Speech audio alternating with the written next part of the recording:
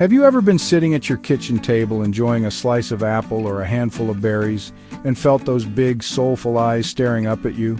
It's a look every dog owner knows well. It's the look that says, "Can I have some of that?" We love our dogs like family, so it feels natural to want to share our food with them. We see them as part of our pack, and in a pack, sharing is a way of life. But here's a question I want you to ask yourself. Just because we can eat something, does that mean our dogs should? It's a simple question, but the answer is very important for the health and balance of your canine companion.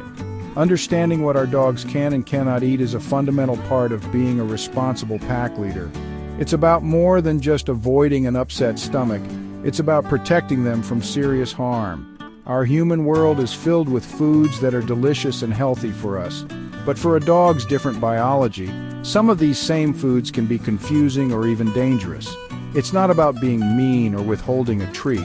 It's about providing clear boundaries and ensuring their well-being, which is the ultimate act of love and leadership.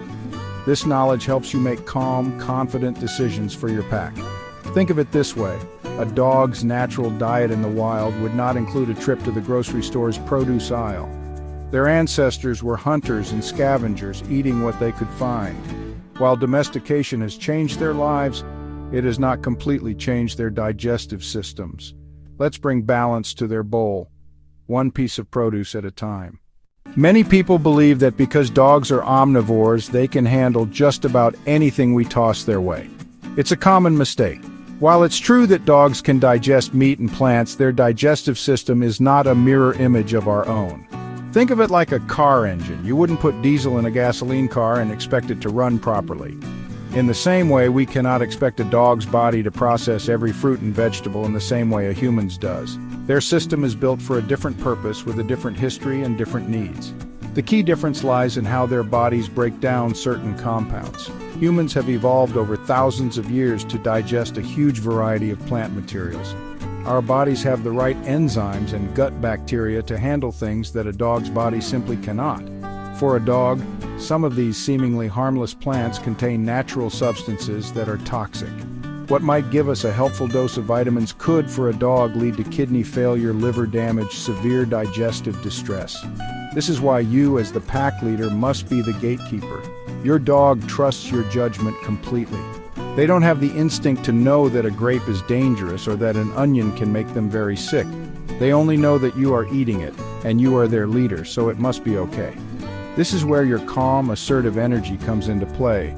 It is your job to protect them, to set the rules, and to provide only what is good for them. This creates balance, and a balanced dog brings peace and harmony to your family pack. Now for the good news. There are many wonderful healthy fruits that you can share with your dog as a special treat. These can be a great source of vitamins, fiber, and hydration, especially on a warm day.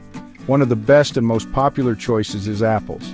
Apples are crunchy, sweet, and full of vitamins. Vitamin C and fiber. They are great for cleaning a dog's teeth and freshening their breath. However, you must be the pack leader and prepare it correctly.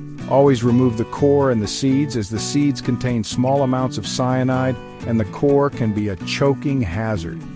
Another fantastic option is blueberries. These small berries are like little superfoods for dogs. They are packed with antioxidants which help support the immune system and protect cells from damage. Because they are small and soft, they are easy for dogs of all sizes to eat. They make a perfect training treat, offering a burst of flavor without a lot of calories. Watermelon is another big favorite, especially in the summer. It is made up of over 90% water, so it's an excellent way to help keep your dog hydrated. It's also full of vitamins A, B6, and C, as well as potassium. Just like with apples, preparation is key to safety. You must remove the rind and all the seeds before you offer a piece to your dog. A few small, seedless cubes can be a wonderfully refreshing reward. Finally, let's talk about bananas. Bananas are a great low-calorie treat for dogs. They are high in potassium, vitamins, biotin, fiber, and copper. However, because of their high sugar content, bananas should be given as a treat, not as part of your dog's main diet. Moderation is the sign of a wise pack leader. Just like with fruits, the vegetable garden offers many safe and healthy options for your dog. Vegetables can provide important nutrients and a satisfying crunch dogs enjoy. Carrots are a classic choice, low in calories, high in fiber, and full of beta-carotene that becomes vitamin A. Chewing a raw carrot stick boosts dental health, scraping plaque from teeth and acting as a fun edible chew toy. Many dogs love the sweet taste and crunchy texture, a perfect healthy reward. Green beans are another great share. Steamed green beans, raw green beans, canned green beans. Green beans give vitamins and minerals, are a good source of fiber, and stay low in calories. For weight loss, swapping some food for green beans helps dogs feel full without adding calories. If using canned, pick no salt, no seasoning varieties. Simplicity is best. Cucumbers are safe, great for dogs watching their weight. Very low in carbs and fats, vitamin K, vitamin C, vitamin B1, potassium, magnesium. High water content makes them hydrating, similar to watermelon. Cut into small slices or sticks for a crunchy, refreshing treat that won't cause weight gain. Smart for keeping dogs lean and energetic, especially less active or older dogs. Finally, sweet potatoes are nutrient-dense. Excellent source of dietary fiber for digestion, plus vitamin B6, vitamin C, and beta-carotene. Only serve cooked and without the skin. Raw sweet potato can be hard to digest, possibly causing a stomachache or even a blockage. Steamed or baked served plain sweet potatoes are a healthy addition in moderation. Now we must turn to the foods that can cause imbalance and harm. Some fruits are extremely dangerous for dogs. As a responsible pack leader, you must know what they are and keep them far away from your pack. The most well-known dangerous fruit is grapes, raisins, currants. Even a very small amount of grapes or raisins can be severely toxic to a dog. They can cause sudden acute kidney failure, which can be fatal. The exact substance in grapes that causes this reaction is still unknown, but the effect is undeniable and devastating. Another fruit to keep away from your dog is the cherry. The fleshy part around the seed is generally safe. The pit, the stem, the leaves, these contain cyanide. Cyanide is poisonous. It disrupts cellular oxygen transport. Your dog's blood cells can't get the oxygen they need. Sign, difficulty breathing. Sign, red gums. Sign, dilated pupils. A dog would need to chew and ingest several pits for a toxic dose, but swallowing a pit whole risks a dangerous blockage. Avocados are another food you should never share with your dog. They contain persin in the fruit, persin in the pit, persin in the leaves, persin in the plant itself. Humans handle persin, but dogs can be affected in large amounts. It can cause vomiting, it can cause diarrhea. The biggest danger is the large, slippery pit. If swallowed, it can get stuck in the esophagus, or the stomach, or the intestinal tract. Finally, be careful with citrus fruits, lemons, limes, grapefruits.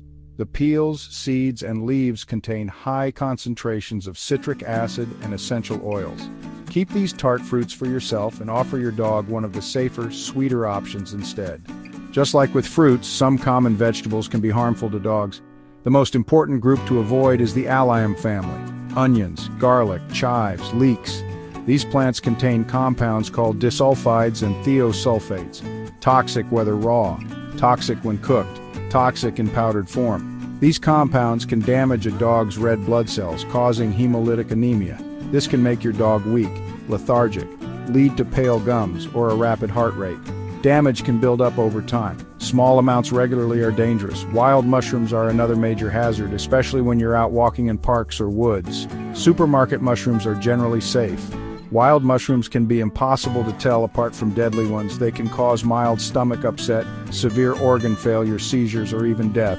So assume all wild mushrooms are toxic and prevent your dog from eating them. Sweet potatoes are safe when cooked, but never give a raw potato of any kind. Raw potatoes, especially with green skin, contain solanine, which is toxic to dogs. It can cause blurred vision, upset stomach, and a slowed heart rate. Cooking reduces solanine levels and makes potatoes safer. One surprising vegetable is corn on the cob. The corn itself isn't the issue. Corn is common in many dog foods. The danger is the cob. The cob can lodge in the small intestine, causing a life-threatening blockage that needs surgery. If you give corn, scrape the kernels off first. Never let them chew the cob. To really understand why some foods are safe and others aren't, we need to take a look inside the dog. It all comes down to their digestive system and their metabolism, which is basically the process their body uses to convert food into energy. A dog's digestive tract is much shorter than a human's. This design is perfect for their ancestral diet, which was mostly meat-based. A shorter tract lets them process protein and fat and pass waste quickly, but it's just not as well equipped to break down the tough, fibrous material found in lots of plants. This difference in anatomy also means they have different enzymes in their stomachs and intestines. Enzymes are kind of like tiny workers that break down food into smaller pieces the body can absorb. Humans have a wide variety of enzymes to handle all sorts of foods, but dogs have fewer types of these plant-digesting enzymes. So when a dog eats something like an onion, their body actually lacks the specific enzyme needed to properly break down the toxic compounds within it. Instead of being neutralized and passed out, these toxins enter the bloodstream, where they can cause serious damage to cells and organs. A dog's liver, which is the main organ for filtering toxins, works differently than ours. A substance like theobromine found in chocolate or xylitol, an artificial sweetener found in many human foods, is processed very slowly by a dog's liver. This lets the toxin build up to dangerous levels in their system. So, it's not that these foods are bad in a moral sense, they're just biologically incompatible with a dog's internal machinery. By understanding that their bodies work differently, we can make informed, confident choices. Introducing new foods to your dog's diet should be done with the same calm, assertive energy you use in training. It should be a positive and controlled experience, not a chaotic one. The first rule is to go slow. If you want to introduce a new fruit or vegetable, start with a very small piece. For a small dog, that might mean just a single blueberry. For a small dog, that might mean a tiny cube of apple. For a larger dog, a small slice is enough. Don't just toss a whole carrot into their bowl and hope for the best. After you've given them that first small piece, the next step is to watch and wait. Pay close attention to your dog for the next 24 hours. Look for any signs of digestive upset like vomiting, diarrhea, gas, loss of appetite. Also, keep an eye out for any signs of an allergic reaction, which could include scratching, skin irritation, swelling. If you see any of these negative signs, that food probably isn't a good fit for your dog's individual system, and you shouldn't offer it again. Every dog is an individual, and what works for one may not work for another. If your dog handles the new food well, you can gradually increase the amount you offer over time. Remember, fruits and vegetables should always be considered treats. They aren't a replacement for a balanced, high-quality dog food. A good rule of thumb that a lot of veterinarians suggest is the 10% rule. This means that treats, including fruits and veggies, should make up no more than 10% of your dog's total daily calorie intake. Finally, always prepare the food properly. Wash all produce thoroughly to remove pesticides and dirt.